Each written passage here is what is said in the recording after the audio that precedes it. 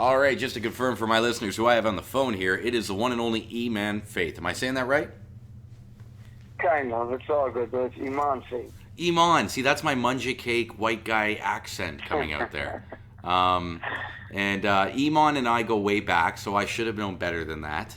I want to say thank you for taking the time. This man is fresh off of the revitalization of his new, or not his new album. An album that's been out for over a decade now, but I see that you're re-releasing. I saw a video for your second single come out, so I want to talk about that a little. But before we do, I'd like to do some fun questions, get to know you on a personal level. Is that okay?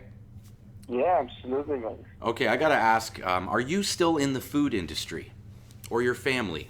Are they still in the food industry? Kind of. I have a little touching here and there, but not full time. And do your parents, if I'm not mistaken, buddy, I remember I used to grab food from your parents' kebab place up at Yonge and Finch. Wow, you really brought back some memories. Yes, you're absolutely right. Right? Yeah, about 15 years ago, I would say. 15 years, yeah. Well, and that's how you and I first met. I don't know if you remember, but through Ryan, a.k.a. DJ Doctor. Yes. Yeah. I remember you came with them a few times to the store. I was in your age probably, and we all hanged out. We ate some food. We went back to Ryan's house. That's crazy. That's like 20 years ago. Wow. I was going to say it's even more than that, Iman. I'll be 35 this year, and that was when we were about 12 or 13. So we're talking about 23, maybe 22 years ago. Wow. Yeah. Yes, you're right. Wow. And time goes by. Time does fly by. And with that, I wanted to say Iman was actually one of the first people. When you get to high school, to my listeners, I'm sure you can empathize with this. Is you're scared. You know, it's a big school. It's a new people. And Iman was one of the few people we were able to say we knew, and it gave us a bit of an in, whether that be good or bad. But we at least knew some people at the high school, so it made it a little bit more relaxing. And Iman was always kind to us, kind of protected us. I mean, I bet I probably tried, but even myself, I was young and stupid. So, I mean, I probably bothered you guys, and I was being bothered, and it's just a ripple effect. But I see slight memories of them, so I don't remember that well back then. I hear you. And well, then, do you remember you and I did a recording years ago called Three Persians and a Little Shit? Do you remember that? We went to a warehouse and recorded that. Some big studio, I remember. And what it was called, this is a K spot. It's but near the old stockyards out at St. Clair and Kiel area there. It's still there. It's the old pig slaughterhouses, right? Remember all the blood stains as we walked in through the warehouse? Yeah. And they used to throw rave parties in those old abandoned warehouses. Yes, that's how you knew about it. And then you took us from the back. We went through like this abandoned building. Then we saw blood. Then we started thinking something's not right. And then we walked into a room with a big studio, a big recording room, and actually some different humans. I thought we were about to get murdered or something. Well, and it was an amazing recording. And what I remember most about that was the first time Iman and I had done music together, and everybody had headphones except Iman. But Iman was the best lyricist and the guy most on beat, and he was doing it all without headphones. So that's when I knew I was around real talent. Much love, respect, thank you. Okay, let's ask you, do you remember what was the first concert you ever attended? As a performer or as an audience? As a child maybe, growing up. What was the first time? As a child, if I told you, you'd probably go be like, wow, it was Paula Abdul. Paula Abdul? Yeah, it was in the Pepsi days. Wonderland. At Wonderland. King's Dominion or whatever they called it. Yeah. They had the festival every summer. They would bring artists. Remember? Summer. Oh yeah. So I was young, and I remember my uncle took me, and then that was the first concert. It was beautiful. That's awesome. You know who I saw at Wonderland? Hanson. Now here's the thing. My friend Ryan, actually, Doctor, the guy who introduced you and I, him and I came up with the idea that we could pick up girls if we went to the Hanson concert, and we did. It worked. Yeah. I've seen numerous bands there. I saw, I think, Korn was it Metallica? Lollapalooza, like in 1994 or something. There was a bunch of great bands, but now it's all like, Chicago and Boston. Nothing really that good. Yeah. Well, now there's so many festivals that you don't know what's a good festival because a lot of them are just hype, and then it's not what you expect. Sure, sure. I'm actually having the pleasure to travel out to Europe in a few days now, actually, almost a week, Oh wow, for nice. a festival called Rampage, which is one of the biggest drum and bass festivals in the world. It takes place in Antwerp, Oh, Belgium, and I can't wait, and I know I won't be let down from past years' videos. But I totally understand what you mean. Sometimes you make the leap or take a trip and put your money out hoping to invest in a great time, and you get there and it's shit. So, well, I'm sure you're gonna have a great time. You introduced me to drum and bass. I remember you kept telling me you got to check this kind of music out, and this was like 15 years ago. That same time, about 20 years ago. Wow. So you're still on it. That's good, man. That's really good. yeah, I've found a different place in it. I still MC once in a while, but mostly I think I found my founding, and that is talking to better artists than I ever will be. Um, these guys, the guys You that were I could, good, bro. I appreciate that, and that's what I used to always say. Like guys like you would say I'm good, and I'm like, if you think I'm good, you should hear my friends. And over the years, it's really weeded itself out. Um, okay, let me ask you this. This is kind of industry type question. Let me ask you: do you remember where you were the day you heard Tupac had been killed? Yeah, I was actually in Mississauga. It was I was in Mississauga. It was midnight, I think about 12 or 1 a.m. It was after the Mike Tyson fight, which they said he got shot. But actually, when he was in the hospital and killed, like God bless him, rest in peace. I don't remember, but I remember the night he got shot. We were watching the Mike Tyson fight on those old pay-per-view boxes, Mm-hmm. where everybody would come over to one person's house. Yep. And it was crazy. I wasn't much. I mean, that's when I tell you the truth. I liked Pac, but that's when I was like, I gotta listen to this. Something about it after that got me more intrigued to listen to him. I think that happens a lot in life, not just with Tupac, but a lot of people get ignored until But they're Kurt gone. Cobain, Mm. I really like Kurt Cobain's music, just as an artist and the way he expressed himself. And I got to know him, unfortunately, after he passed away. So I mean, there's usually you get to know somebody. I guess they become more famous, so I guess the music becomes more relevant when they die. God bless them. But yeah, with Kurt, it was the same kind of thing too. I got introduced to that music at that time. I feel that way about a lot of different genres, like as I've arrived at them, the best people within them have already been dead. Like with hip hop, it was Biggie Pac. With grunge, it was Kurt Cobain, and since then, everyone else except for Eddie Vedder. And most recently with drum and bass, it was Stevie Hyper D, who I'm sure you're not familiar with, but he's, I guess, the Pac of drum and bass. He died in 1998. And Wow. yeah, it's sad because the best of the best have died before I've gotten there. And doesn't mean that I haven't experienced some amazing stuff and I still get to live vicariously, I guess, through other people's stories. But yeah, there's something to be said about appreciating things while we have them and not waiting for them to be gone, because a lot of people, I think, are a victim to that. Even people in our life, we ignore them until we hear they're gone. It's like, man, I wish I called them. Exactly. That's so weird, isn't it? Like, that's why I've learned to always reach out and help out, and always put a smile, because you never know what the next person is going through. Which is why, like, I don't know if you want to ask me about the new record I'm working on. I'm really focused on that kind of nature of music, where as much as I can keep it fresh and cool and swaggy, I want to have a message in the music. As I did with the first record, this record, I really want to have the message that it's okay to be different. It's okay not to be down with this. It's okay to be unnormal. You know what I mean? Yeah, no, totally. And the thing I've always liked about your music, we are going to get into that a bit more later in the interview, but it is positive message. It's not just great beat with strong lyrics. The lyrics are positive, even in the name Iman Faith.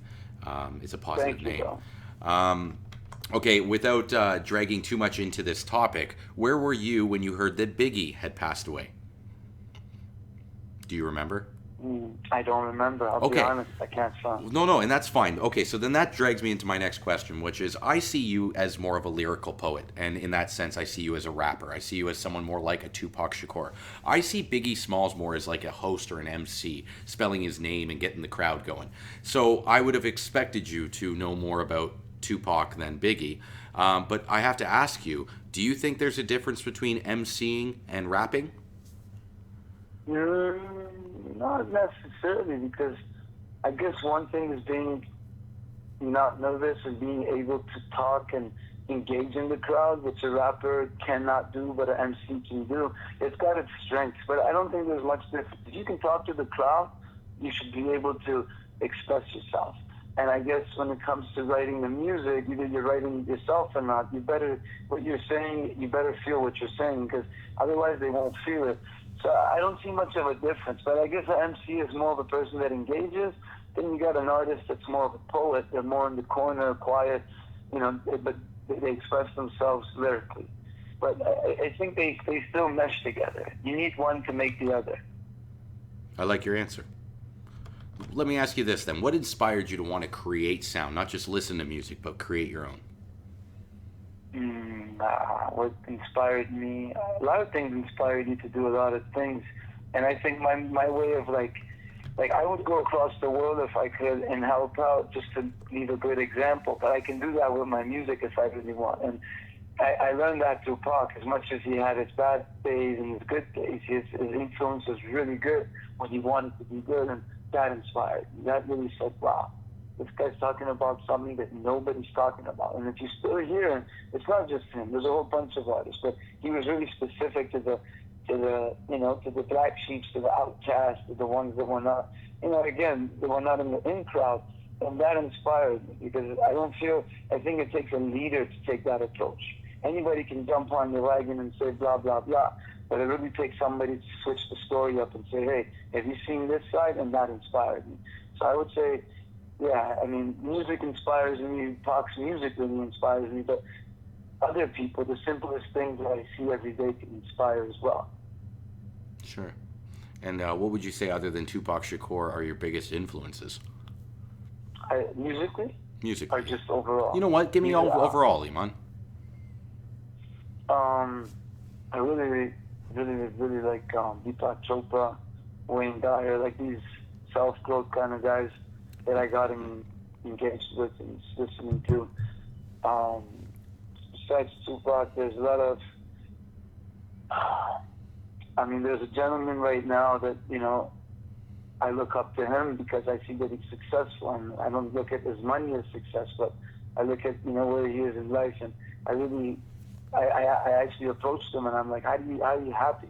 And he tells me. So I guess there's a lot of things towards it. A lot of people that anybody can inspire you. At this moment, I would say, to what got me to here, one person would be my mom, because she really went through a lot. She stood by me, and she really helped me. My parents, they left from a country with nothing. They came here. I didn't understand that before, but now I see it, because I'm trying to make a living. I'm trying to make a life. And I'm like, if you're not consistent, if you're not focused, it's hard, especially to have kids. Celebrity-wise, I really like Bruce Lee. Bruce Lee's story really got me. Michael Jackson is a big inspiration for me, too. And regular people, too, brother. Yeah, like the doctor, the regular doctor that does surgery on my eyes because I have glaucoma, he inspires me because, he really puts his effort and time with me. So. Yeah, I'm with you 100%, Iman. I personally, when asked the question, say everything that I've ever experienced in life must have influenced me, whether I know it or not. So I'm with you. When it is a tough question to answer, but it's one I must ask. Okay, let me ask you this, because one thing I've always admired about you is your ability to freestyle, and I don't understand how your brain does that. What advice would you give to people that are trying to become lyrically able to freestyle? First of all, thank you. It's been a while. I do still freestyle, and I get that a lot. I guess if people want to get musically inclined, hey, just either smoke a joint, relax, let a flow come to your mind, or if you don't smoke, just relax, and you really gotta have rhythm. It's all about beat. You gotta ride the beat. Either you're every person is different, right? But when I hear a beat and I'll freestyle, it's when it could be that the beat inspired something, or the beat resembles somebody else's beat that caught my mind. But I don't think there's any way to say that, either you got it or you don't, because I know a lot of artists that can't freestyle. And I'm the type of artist that I'm surprised you mentioned it because not a lot of people know that. Amongst my inner circle, they love it when I freestyle because I'll throw stuff together that I'll be like, wow, bro. I think it just comes to you. I think you kind of have that poetic thing to you. You have that poetic kind of algorithm in you where you kind of rhyme words. And I guess the other thing besides the rhyming words is actually saying something to it. But if I was supposed to give advice, I mean, I'd probably be the last person because I haven't really been out there. But musically, I know that I'm inclined and I love it.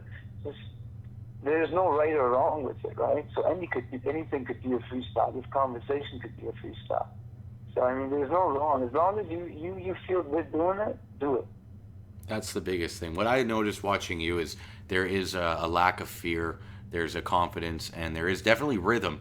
But when it came to the ability to throw words together without even thinking, that's what I admired. And listening to you describe it, it is exactly what I see, and that is no fear, just let loose and have fun doing it. Yeah.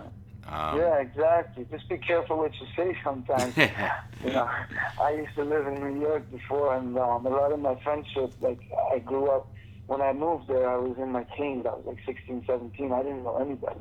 So in order for me to make friends was to get into rap ciphers and actually freestyle. And at first, I'm like, how do I get in and actually make friends with these people? But hey, like you said, the fear part, I let it go. I spit a couple words. I was like, yo, who's this kid? And I was like, I'm from Toronto. They would call me Toronto at one point. And, that alone was just, it made friendship for me. And I guess the point I'm saying it is I would say things I didn't know if it was cool or not, but I said it because I really felt it. And these guys would resonate with it. And I'd be like, what? That's sick. So it's something you're absolutely right. It's confidence and not having any fear and really loving yourself, I guess. I really having that confidence in yourself. I'm with you, buddy.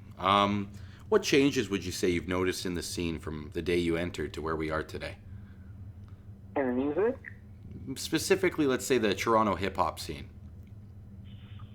Okay, I'll be pretty blunt. The politics to it is the same bullshit. Everybody's hooking up people they know, and that's one thing that pisses me off. But overall, it's gotten really good. I mean, I know that I know a lot of doors that open because we have artists out here that are doing it, and they're supporting actually. But one thing that really, much of the scene has changed as far as everything sounds similar. So there is some artists out here in Toronto that are really, you can hear the distinctiveness to them. And you don't want to get into names, but you know what, as far as the scene, the music genre has changed, but it's the same bullshit politics. And it's even more bullshit, and I'll tell you the truth. Like, to do one thing, you gotta, like, talk to this guy and talk to that guy, pay some money to this guy, and back in the day, it was the same thing. So it's the same bullshit, as far as like music-wise and artists being successful, all love to them. They're coming from Toronto, but at the end of the day, if you're a new artist, you're trying to come up, and if you don't have an uncle or a cousin in this label or in that hookup or in that media company, you're gonna pay to get played on radio, which is cool. But I don't think it shouldn't be like that. And this all comes back again to the politics of the business. It's 90% business, 10% talent.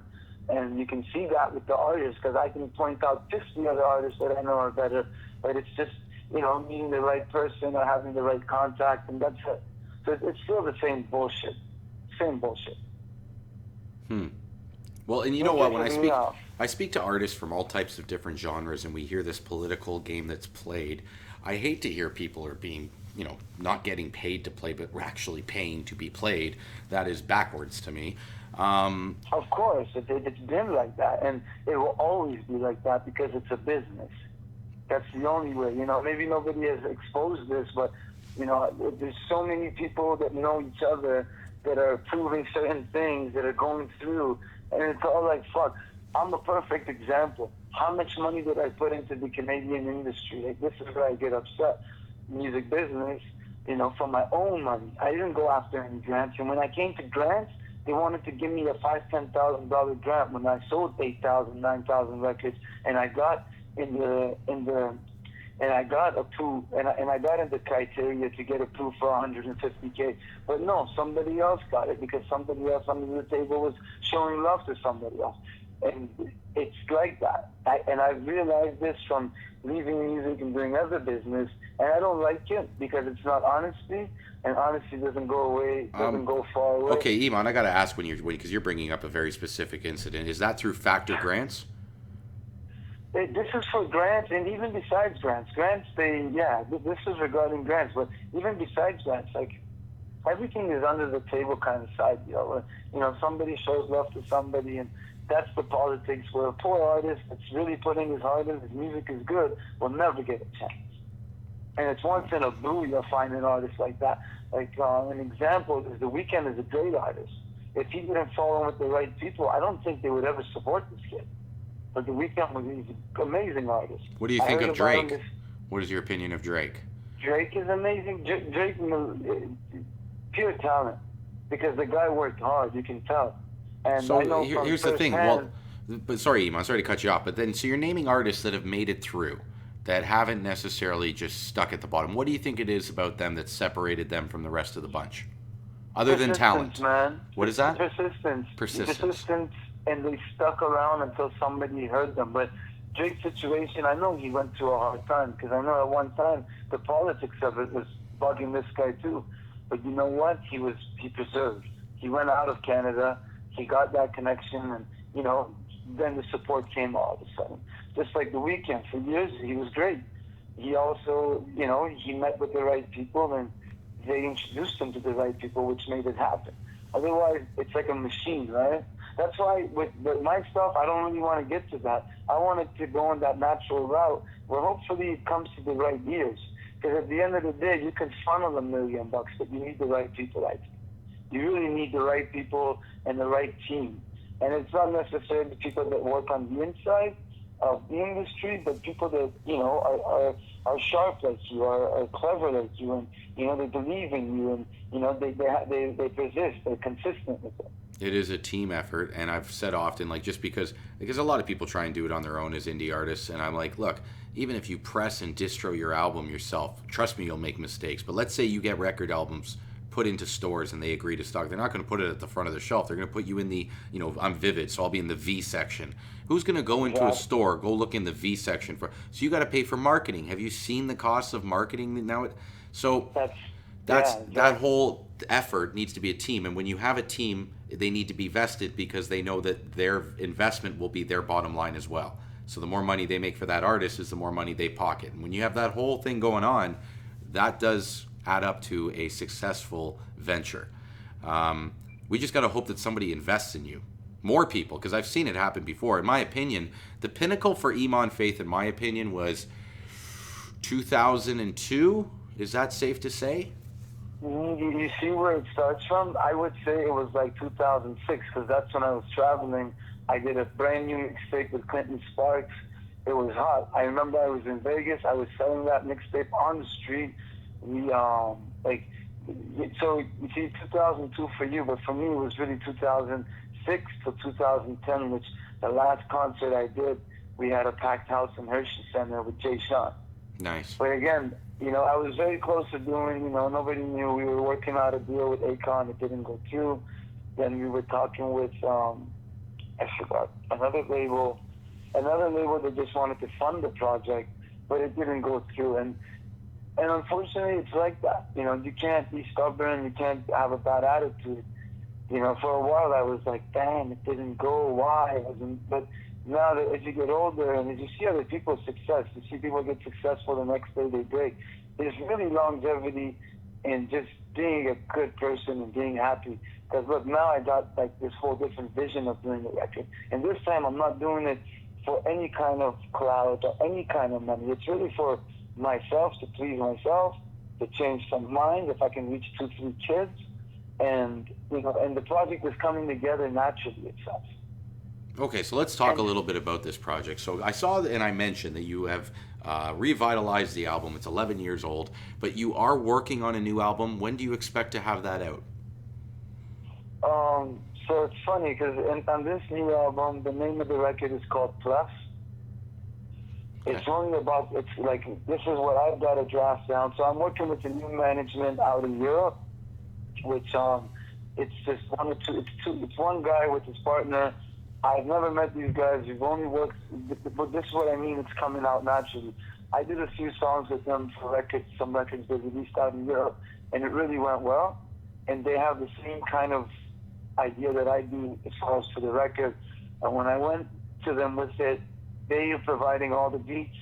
They're gonna do all the mixing, and I mean, basically, this record is a baby right now. But we already got 4 songs ready. I need about 8 or 9 more, and then from there, probably start releasing it. I mean, I'm not approaching this album as a job anymore. This is more of a passion, but I do have a deadline, and I do have a vision for it, and I am talking for distribution for it. But again, the whole idea of the record, the reason why it's plus is because it's about plus. Everything about this record is positive, and that's the angle I want to go. And I'm not even. There's probably going to be a drum and bass track on it because the guys in Europe love drum and bass. I might even talk to you about that, but I'm not. Nothing is like. For example, my old record, we had a management team, we had a whole staff, and we were saying, "This is the records we're doing. This is the producers." I'm not doing that. I feel like on this record, it's more just me, and maybe 1 or 2 people here in Toronto I might talk to. But everything is more of a natural vibe. Like, we have a blueprint of what we want to do, but I mean, if you asked me and said when is the release date, I wouldn't be able to tell you. I know it's going to be sometime. I'm aiming deep down in myself at the end of beginning of September, October, September, I would say. But I mean, again, we haven't. I'm supposed to do a photo shoot and all that, but I'm not even stressing it. I'm just letting this come together. No, I think 2019, as long as we get it by the end of 2019, I think fans will be satisfied. Yeah, I mean, if I didn't release nothing for 11 years, and I have about 40 songs that I recorded through these 11 years that are actually polished and done, and we haven't released it, and, there were different stages of what I was going through, and it's cool. I don't want to release that. That's for my personalness. Definitely, 100%, I need to release something because I'm hearing what I'm hearing, and I feel like my style of music, my message is not there. Maybe there is some artists. I've been hearing some really cool, positive music, but I just feel like it's missing out. I'm missing out from the categories. Well, and I gotta say, there's a lot of garbage coming out. I go into a local dispensary up the road here, and they're always playing World Class or whatever the hell the hip hop channels are. And dude, not once have I walked in and been like, "Well, this is good." Every time I walk in, I'm like, what the hell is this garbage? It's always this, weird beat with a lot of auto-tune, and the words are mumbles. Like, they do that slur. Exactly. I like that. When I'm tipsy, if I have 2 drinks, and I'm chilling, and we're in the club, or I'm driving with my boy, we're bumping to that music. This is a perfect scenario. You're bumping to that music, it's nice. But what happens when you're down, and not down, but let's say you're alone, you're really trying to reflect, you need some positiveness in your life. You need some sort of, so you can understand what's being said, and it can't just be auto-tune, it can't just be all these synth sounds. You need a little raw guitar, some piano in it. And like you said, everything I hear, it's so digitally been mixed. It's all being mixed in a box. I don't hear nothing being on an analog, and you know what I mean by that, because when we went to that studio, you took us to the Slaughterhouse. Remember the guy's mixing board? So oh, yeah. That was a nice mixing board because that was all analog and everything was warm. It was all unreal on DAT and shit too. It was DAT tapes, yeah. To be honest, man, we had no business being in that studio.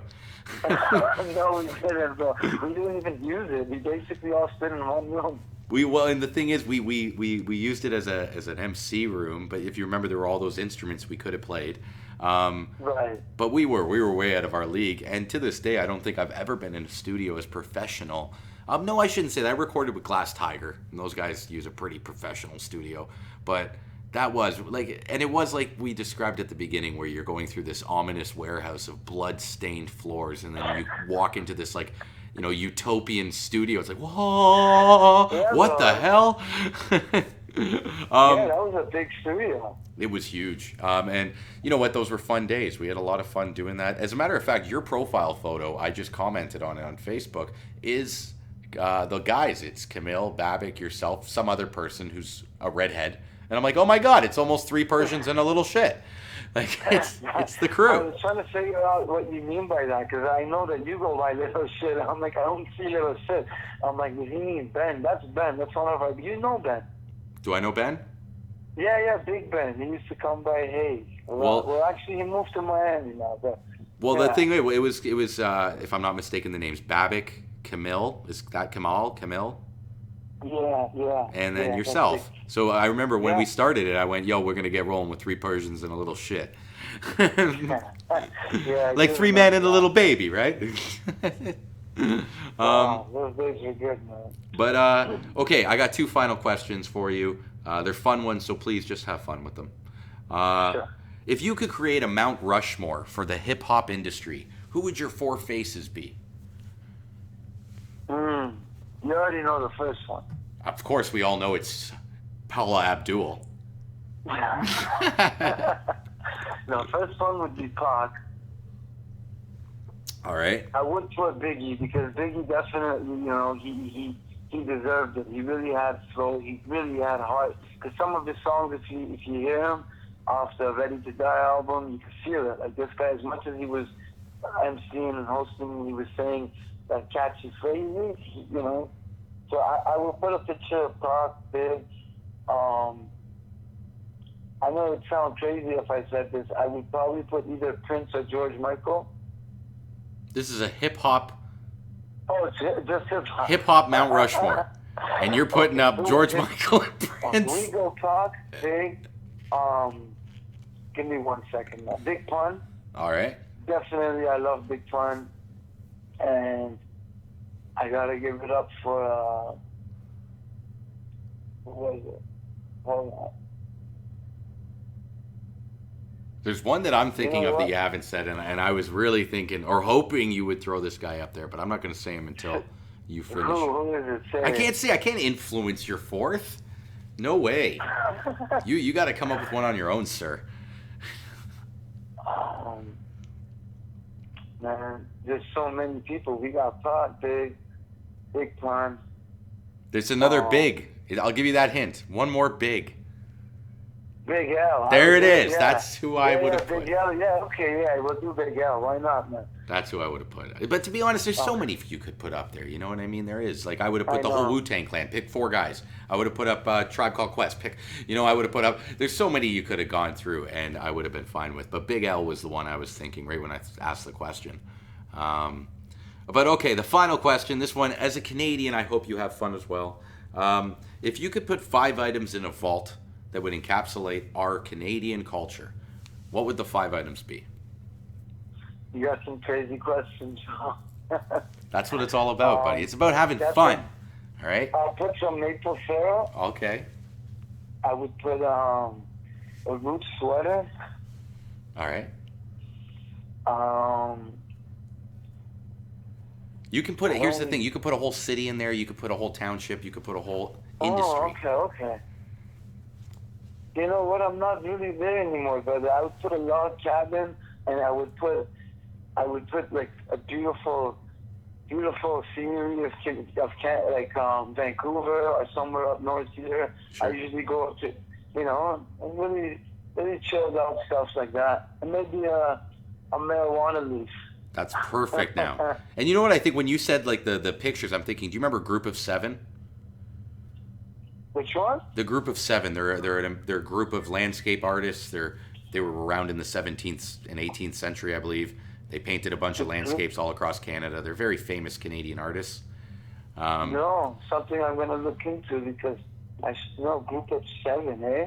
And they have a big part of Canadian history. If you go to the McMichael Art Gallery, is a very famous, and they've got a bunch of Thomas John Thompson, who actually, from what I know, is not actually a member of the Group of 7, but painted with them. And I don't know who else. A.Y. Jackson, I believe, was part of the group of 7. Well, there's a school called A.Y. Jackson. That's what I mean. That's why I threw it out there to you. Is I think A.Y. Jackson, that school, is named after one of the members of the group of 7. Oh, wow. I'm pretty sure. You know what? I should be Googling this shit before I go out and say it. But anyways, I will fact check that when I finish talking to you. Before I let you go, because that was 5 items, can you maybe let listeners know where they can see you, where they can hear you today if they want to find you? Hey, right now I got my, you guys can check out, we can check out the YouTube channel. It's just go YouTube, Iman Face. So then just make sure you go to my page, because there's a lot of religious things. I don't know how it's all caught up with my page. You can check out the SoundCloud. If you just Google Iman Faith, you'll see a whole bunch of stuff. That's IMAANFAITH. I don't have, obviously should have a website, but you can check out the Instagram. I'm actually going to the studio tonight to record a new song. I might post a little clip from it, but I don't know if you're broadcasting this right away tonight. But yeah, if you just go to Google these days and just Google my name, you'll get a whole bunch of stuff. But I'm gonna start releasing new stuff onto the SoundCloud and the YouTube. So that I would say just check that out. And definitely I'll be promoting. I have it on Spotify. I took everything down. I'm just fixing stuff. So just if you Google Iman Faith, I'd appreciate it, and you just check it out. Perfect. Well, hey, buddy, I want to talk to you for a few more minutes, so stay on the phone, but I'm going to sign off to the listeners, okay? Okay. All right, that was him. I hope you enjoyed listening as much as I enjoy talking. As always, guys, thanks for tuning in. There will be links below, so if you want to listen to this man's music, look below. As always, thanks for tuning in. Until next time, peace out.